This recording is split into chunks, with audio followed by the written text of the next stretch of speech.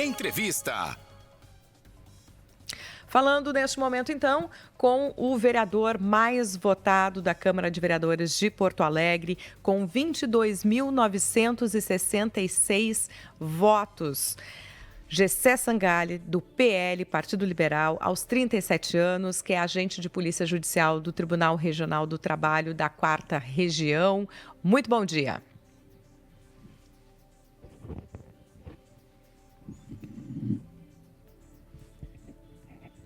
Agora travou a entrevista, não sei se consegue me ouvir agora, Gessé? Não, eu estava ouvindo, talvez o meu microfone aqui estava desligado, acho que agora foi. Então tá bem. Então, muito bom dia e já começo, Obrigado pelo convite. Engatando na primeira pergunta. Nesses mais de 22 mil votos, né? Quase 23 mil, 22.966 votos. A que acreditas essa votação? Que expectativas têm os teus eleitores para esse mandato? Bom, costumo dizer que ninguém ganha por um acerto e ninguém perde por um erro, né? Foram várias coisas que foram sendo feitas ao longo do tempo e vários acontecimentos que são alheios a mim, que foram acontecendo ao mesmo tempo, que culminaram como se fosse nessa fotografia de mais votada de Porto Alegre. Do ponto de vista daquilo que eu represento e o que eu faço, eu sou alguém de direita com trabalho social, porque eu faço aquele projeto social chamado Concreta Beco, e isso por si só já é algo diferenciado.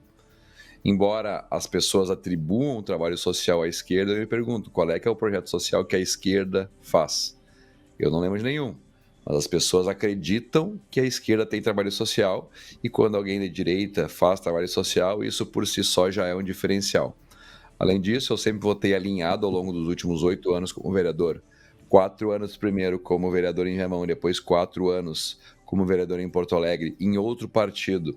Eu sempre votei alinhado, votei pela privatização da Carris, votei pela questão da reforma da Previdência, que são pautas alinhadas à direita, liberal e econômica, e num partido onde supostamente eu não precisaria fazer isso, porque era um partido que não tinha esse viés ideológico.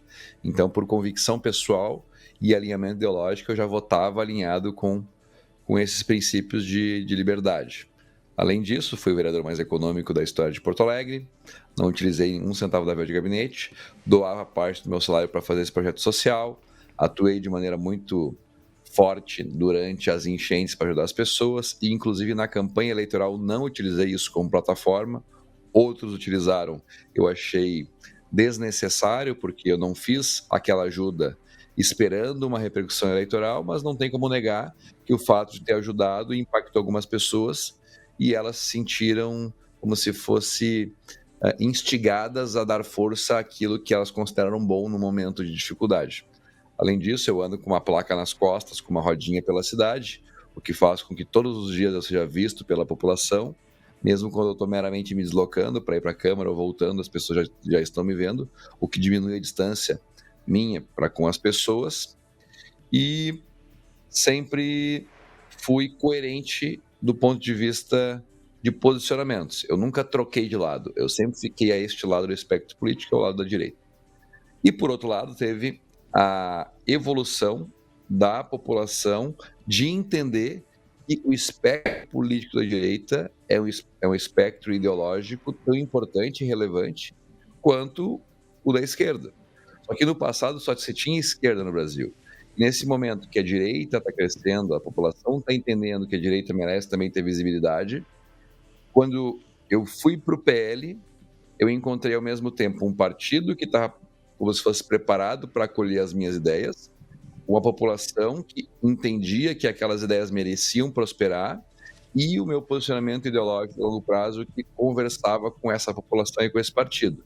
Eu acho que teve um casamento de algumas coisas que se somaram e me permitiram, nesse momento, ser o mais votado. E então eu atribuo parte ao meu trabalho, parte à minha trajetória, mas também grande parte ao partido, que tinha esse anseio que as pessoas já acreditavam que merecia receber atenção, e também as pessoas que, ao longo do seu amadurecimento político, começaram a perceber que a direita é importante e que precisa ter representantes para representar os anseios.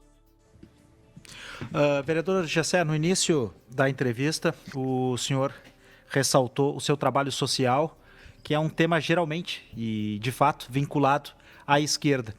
E o senhor também falou que anda de rodinha, e eu já lhe vi várias vezes andando pela cidade de rodinha. O senhor anda de rodinha para chamar a atenção, mas ou também é uma preocupação com a sustentabilidade, que também é um tema mais ligado com a esquerda? Não, eu uso como meu transporte pessoal. Ele é literalmente o transporte que eu gosto de usar.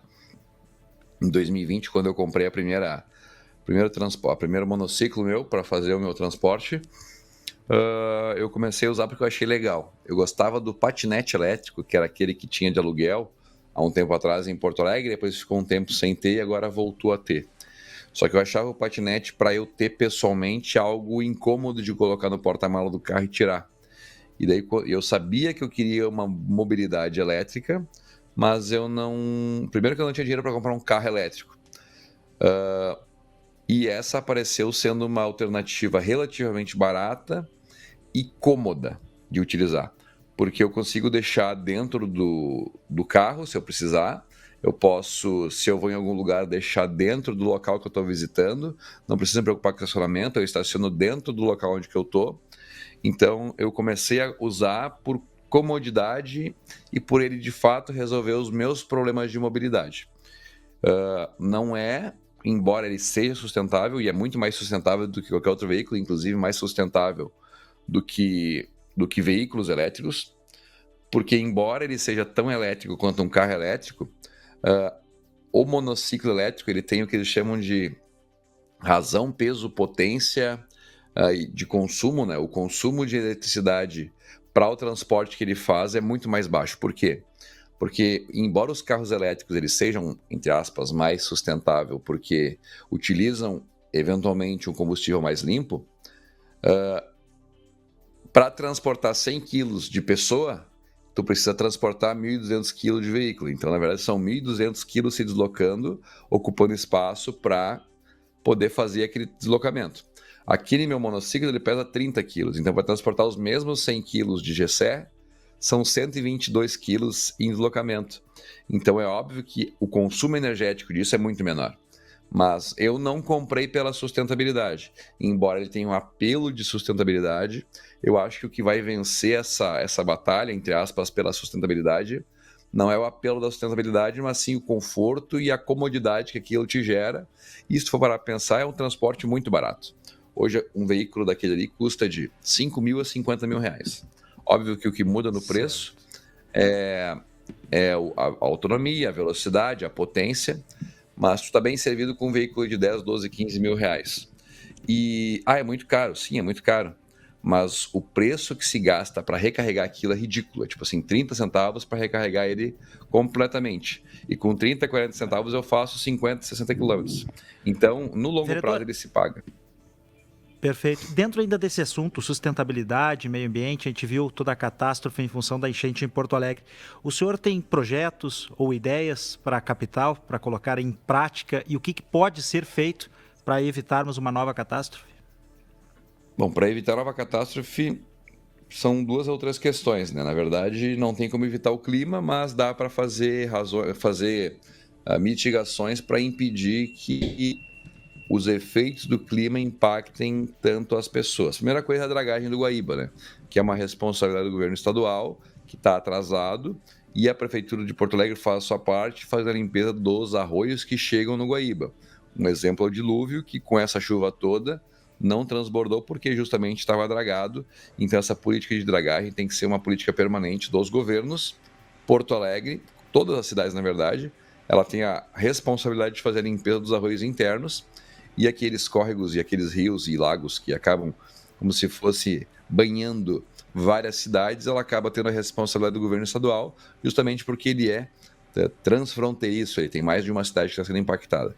E desde 2002 o governo do estado não faz a limpeza e não autoriza a mineração no Guaíba por uma questão lá de burocracias que até agora não foi atendido. Uma liminar foi dada em 2002 pedindo que fosse feito um estudo ali de impacto ambiental e isolamento econômico do Guaíba, e até agora a FEPAM não entregou esse estudo, e por isso que já faz aí 22 anos que não se autoriza a mineração no Guaíba. E eu acho que a mineração é a resposta. Dragar é legal, mas o sistema de dragagem que o governo do estado pensa é retirar areia para dentro do próprio rio, de modo que ele não atrapalhe a navegação. Mas isso não tira a areia de dentro do rio.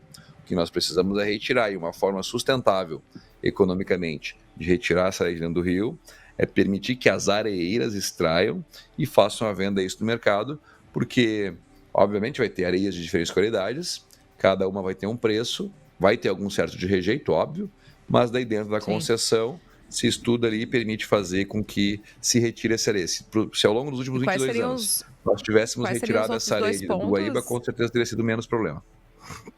Quais seriam os outros 2 pontos que o senhor menciona, além da mineração? Que nós temos agora a questão do plano diretor, que vai ser muito importante para a cidade, que já está atrasado para fazer o estudo, para fazer a colocação dele, para a gente estruturar a cidade, porque todas as construções da cidade, elas dependem do plano diretor. E nós precisamos de um plano diretor que não seja hipócrita. Por quê? Porque muito se fala em proteção ambiental e sustentabilidade, muito se fala. Só que se faz reservas de áreas verdes para supostamente proteger o meio ambiente, e daí nestes locais se proíbe a construção formal. E daí nós temos vazios urbanos em locais que teoricamente são protegidos, e se proíbe as pessoas de construir com engenheiro, com arquiteto, com urbanização, mas essas áreas acabam sendo invadidas. E essas áreas invadidas, ninguém vai lá e retira as pessoas que invadiram, as pessoas mais vulneráveis ficam nos locais mais sensíveis ambientalmente, e depois, já que a gente reservou esse espaço e não retirou as pessoas que foram lá e invadiram, a gente ainda vai ter que fazer uma urbanização depois do espaço consolidado para regularizar aquilo que não deveria ser regularizado. Então um plano diretor e a questão de regularização de áreas ocupadas, obviamente tentando ponderar entre o que é possível manter e o que não pode ser mantido por causa da questão do risco e também da proteção ambiental. Bom, só para fechar, então, o senhor é do PL, que teve um aumento da bancada da Câmara de 1 para 4 cadeiras, e o senhor falou da questão do convívio, de trabalho social. Para fechar, então, quanto o senhor imagina que o restante da bancada tem acesso e comunicação direta com a comunidade, recebe demandas sociais, e se o senhor pretende influenciar a sua bancada também nesse sentido de fazer essa escuta? Em 1 minuto que temos aqui para encerrar. Ninguém que foi eleito pelos votos que recebeu não tem contato com a sociedade, cara. Não representa aquele segmento que confiou nele, né? Eu acredito que a minha votação, ao longo dos últimos 4 anos, eu era mal compreendido por ser tão como se fosse xiita ideológico, defendendo de maneira tão veemente os meus pontos de vista ideológicos contra imposto, contra burocracia, contra privilégios. E agora, justamente por ter tido uma votação, eu acredito que alguns vereadores vão passar a considerar mais aquilo que eu defendo, porque viu que tem uma ressonância social. Então eu pretendo começar pela bancada, influenciando os meus colegas vereadores para que eles acompanhem aquilo que eu tenho como posicionamento político, porque isso vai ser como se fosse talvez benéfico para a própria carreira deles, né, do ponto de vista de alinhamento ideológico. E eu acredito que outros colegas de outros partidos vão passar a considerar isso também, por conta de ver que alguma coisa deve ter aqui em cima do que ele está falando, porque senão não teria tantas pessoas que teriam confiado nele.